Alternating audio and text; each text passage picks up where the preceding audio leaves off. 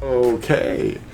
Hello, everyone. This is Dan Lachindro on your left, and I'm Lew White. And Dan's going to read something today called Exploiting Misery. Let me put this up here. This is a new track that you can get at tourzone.net and Lamb Legacy Foundation. And it's a 4-page track, and it's a little different than we normally deal with. But it does have some spiritual ramifications. But I thought, what Eisenhower said was really interesting. What do you think, Dan? Oh, yeah. Yeah, I thought that was very interesting. Now, I want our listeners to understand that the perspective that this is being written in is from your perspective, Lou, as you had personally witnessed some of these things when you were in the service. So I don't want anybody to be misconstrued, because it's not me, it's you here. Yeah. Just describing it. So I'd like to just read this, and Okay. and we can talk a little bit about it. You can just jump on in if you have something else you want to add. I know you're going to show some pictures probably, so Sure. that's great. Okay. Who benefits from war? Okay, we have the permanent arms industry. Well, Eisenhower warned us about the rise of the military-industrial complex in his farewell speech in 1961. And I quote, "Until the latest of our world conflicts, the United States had no armaments industry. American makers of plowshares could, with time, as required, make swords as well. But we can no longer risk the emergency improvisation of national defense. We have been compelled to create a permanent armaments industry of vast proportions. Added to this, 3.5 million men and women are directly engaged in the defense establishment. We annually spend on military security alone more than the net income of all U.S. corporations. This conjunction of an immense military establishment and the large arms industry is new in the American experience. The total influence, economic, political, even spiritual, is felt in every city, every state house, every office of the federal government. We recognize the imperative need for this development, yet we must not fail to comprehend its grave implications. Our toil, resources, and livelihoods are all involved. So is this the very structure of our society? In the councils of government, we must guard against the acquisition of unwarranted influence, whether sought or unsought, by the military-industrial complex. The potential for the disastrous rise of misplaced power exists and will persist. We must never let the weight of this combination endanger our freedoms or democratic processes. We should take nothing for granted. Only an alert and knowledgeable citizenry can compel the proper meshing of the huge industrial and military machinery of defense with our peaceful methods and goals, so that security and freedom may prosper together." That was Dwight D. Eisenhower's farewell speech, the excerpt, 1961. In this track, we examine the crisis that sparked the Vietnam conflict and how two world powers took advantage and perpetuated it for as long as possible. Hundreds of thousands died directly and nearly 40,000 more from unexploded munitions well after the war ended. Now, I lived through this, but many young men I knew did not. Landmines are still killing innocent children in deserts. Christians killing Christians is accomplished by politically socializing the young to fight for their country. Remember, Yahushua will judge those who are responsible. By the time JFK became the U.S. president, the Vietnam conflict was in full swing, and he intended to end it. It was a war against Buddhists, and the persecutor was the Roman Catholic leader of South Vietnam. Two world powers supplied the armaments, and many young men gave their lives to enrich the manufacturers of those armaments. Now remember again, Yahuwah's vengeance does not flee.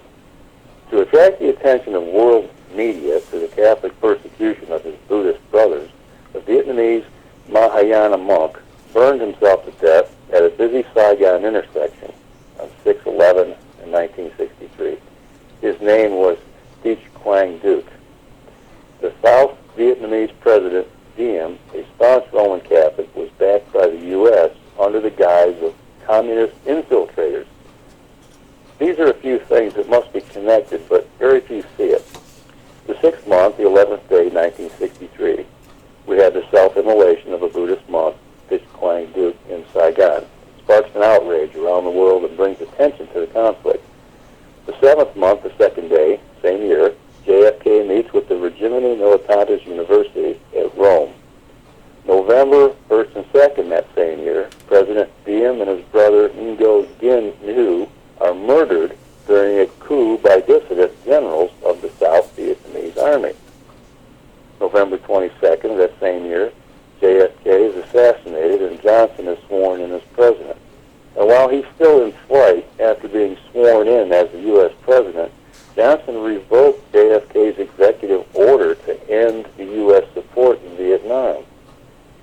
August 2nd through 4th in 1964, 2 supposed incidents in the Gulf of Tonkin lead to Johnson to seek congressional approval for direct U.S. involvement. The average age of the enemy at this point was 12 years old. I mean, we're fighting children here. The Unseen Hand, an introduction to the conspiratorial view of history by Ralph Epperson, is a book that you might want to add to your library. Ralph compares the accidental view of history with what he calls the conspiratorial view. By far, most major events are being directed everywhere all the time, and the media spins them for public consumption. After generations of living with men's teaching authorities, the whole world is spiraling down morally and spitting out of control. They have turned their ears away from listening to Yahuwah's Torah, his covenant of love. If we abide in Yahushua and obey his word, we are truly his taught ones, and we will know the truth, and the truth will set us free. The truth of why JFK was killed and another came behind him to do the will of the arms manufacturers is obvious. The media is a useful idiot that serves another agenda. They keep the JFK mystery going. In several of my books, there is an admission that I was taught by the best educators this planet has ever known, the Jesuits, a.k.a. Jesuit Illuminati. They educate the children of upwardly mobile politicians and businessmen to prepare them for future leaders within the clergy or as operatives within government and industry when they are older. These schools are openly called prep schools. This order was founded by Inigo Loyola, who was a Spanish soldier that was turned into a priest in 1534 with the prime directive of restoring authoritarian papal power. The papacy had lost its power as a result of the nobles turning away during the Reformation. The Society Asu was established as a militant order, the Counter-Reformation, to use any and all means necessary, even assassination, to bring governments under their influence. The Jesuit general is the real head of the Roman circus. Regimini Militantis Ecclesiae was the papal bull promulgated by Pope Paul III, September 27, 1540, giving first approval of the Society of Asu. It is a military order, nothing more. Look up the Jesuit Oath of Induction if you are interested in how far they will go to achieve their goals. Their prime objective is to assure their control over the people. Jesuits knew that the path to restoring power was through the children of the nobility, so they became educators. Ignatius Loyola founded the Jesuit order, and he quoted Aristotle with the words, "Give me a child until he is 7, and I will show you the man." This psychotherapy holds 1 billion people under its influence, and it took Yahushua to snap me out of it. Do you want to awaken others from their delusion? And one thing I might add right here is when you look up that Jesuit Oath of Induction, I think you can find that in the Library of Congress. You may not want to do it on a full stomach because it'll make you sick when you read the words. I've read it a few times already throughout the years, and it's just really, it's abhorrent, to say the least. Mm-hmm. Yep. Whatever the crisis, the arms industry stands ready. Oh, yeah. they exploit any little crisis at all and blow it up. That thing lasted 20 years, that Vietnam conflict.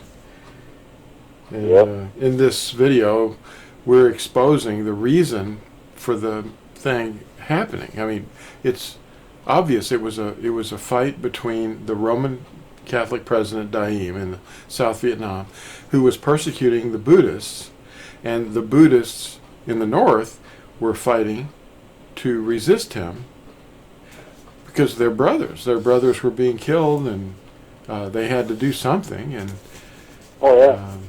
so it was really a religious war. But then two huge countries, the United States and backed the South, and the Soviet Union backed the North, and of course those two came together, and the media said, "It's communists.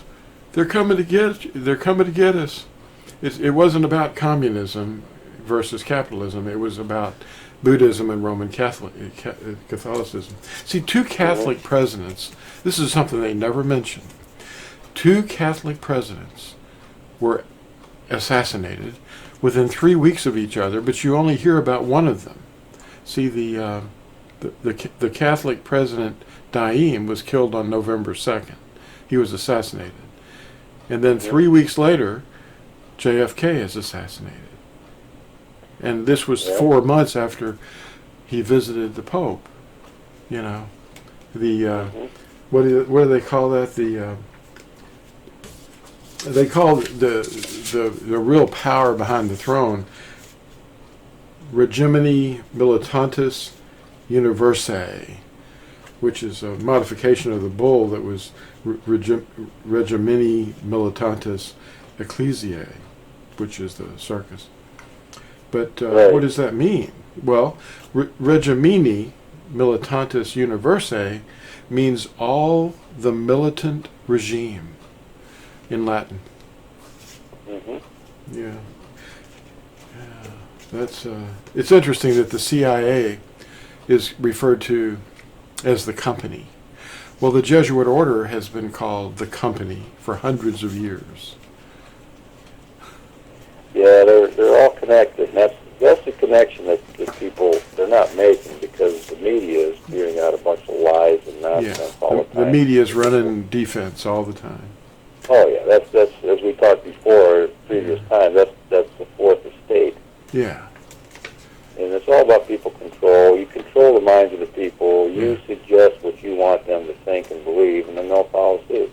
In the keywords, it's all part of the propaganda machine. In 1540, the Jesuit order was dubbed the Societas Jesu, and the two founders were Inigo Loyola and Francis Xavier. And Francis Xavier is the name of the school I went to, So and there's a Loyola University too. There's I was going to mention too that the Inquisition had arrested Loyola to investigate what he was up to, and the Roman Catholic Inquisition was originally called. It had a name. The Inquisition's not got a very good record. They killed millions and millions of people. They were called the Supreme Sacred Congregation of the Roman Universal Inquisition, and their purpose was to maintain and defend the integrity of the doctrines of the circus. Well, they renamed it because Inquisition sounded kind of scary to people over time, and in 1908 they renamed the Inquisition the Congregation for the Doctrine of the Faith. Well, I think it ought to fulfill its prime directive, which is to maintain and defend the integrity of the belief, and they should start obeying the commandments and teaching the commandments and keeping the festivals of Yahuwah and teaching his name, instead of making laws as they did in 2008 to not pronounce the name of the Creator. What? Why would they do that? they're making laws against the Creator. They don't teach them. They don't teach the commandments. Well, you have the basically it's the anti-Mashiach. I mean, it's pretty plain. Yeah, When you're it teaching is. against the Torah, you're teaching against the Word, you're teaching in direct opposition to what Jesuit says. Yeah. He says, call on my name, and they're saying, no, you can't say his name. Call him Lord or, G-O-D or anything but his name. Yeah, well, you can get this article or tract and download it for free, called Exploiting Misery. And there's a reason why,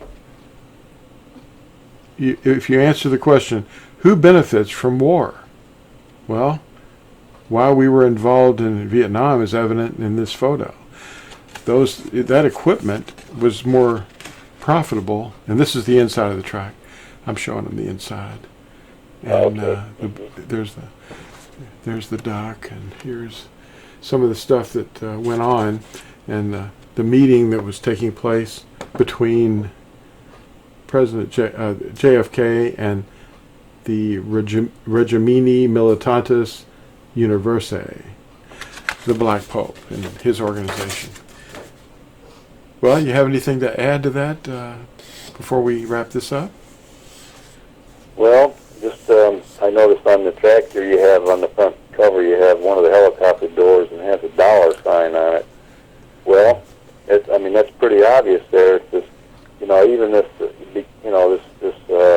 order that no one really knows much about, Regimini Militatis Universae. It's been using the financial leverage that it makes on wars to engulf the world's leaders in great chaos. So it's a money machine basically, at the expense of people. People are cannon fodder, and then one thing you said in this tract here also, just real quick here, Christians killing Christians is accomplished by politically socializing the young to fight for their country. They brainwash them into thinking they're doing a good thing. Serve your country. Go kill these bad people. Yeah. Well, the whole thing is just a great big dirty snowball. Yeah, it is. Well, thanks for watching, everybody, and thank you, Dan, for reading that tract. It was really well read, and I hope everybody will listen to this and listen to it twice at least, because there's a lot of material that's in this thing, and you may have missed it, and maybe the second time you watch, you'll pick it up. So, thanks for the opportunity. You're welcome, and thank you everyone for subscribing and liking all the videos, and please share them. Bye.